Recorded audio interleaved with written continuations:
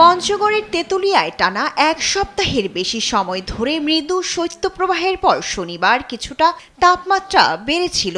তবে রোববার সকালে ফের তাপমাত্রা কমে যাওয়ার পাশাপাশি আর্দ্রতা বৃদ্ধি ও ঘন কুয়াশার কারণে শীতের দাপট আরও তীব্র হয়ে উঠেছে। পৌষের শুরুতেই লালমনিরহাটে শীতের তীব্রতা আরও বেড়েছে।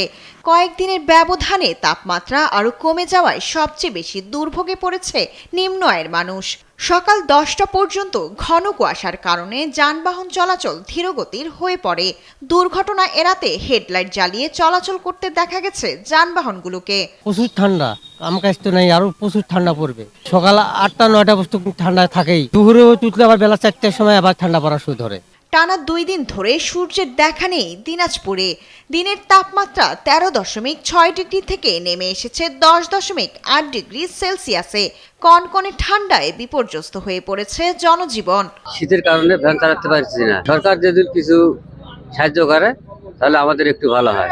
খুবই ঠান্ডা, শীতের জন্য আসতেছে না, কাস্টমার আসতেছে না, বসে আছি সকাল থেকে। হিমেল বাতাস আর ঘন কুয়াশা চুয়াডাঙ্গার জনজীবনে এখন শীতের দাপট স্পষ্ট। দিন ও রাতের তাপমাত্রা প্রায় সমান হওয়ায় শীত বেশি অনুভূত হচ্ছে চুয়াডাঙ্গায়। আজ চুয়াডাঙ্গার সর্বনিম্ন তাপমাত্রা 13.6 ডিগ্রি সেলসিয়াস।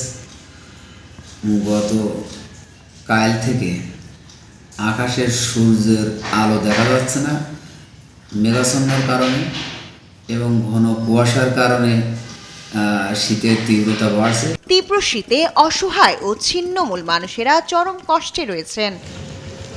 শায়লা খান, নিউজ ডেস্ক, দেশ টিভি।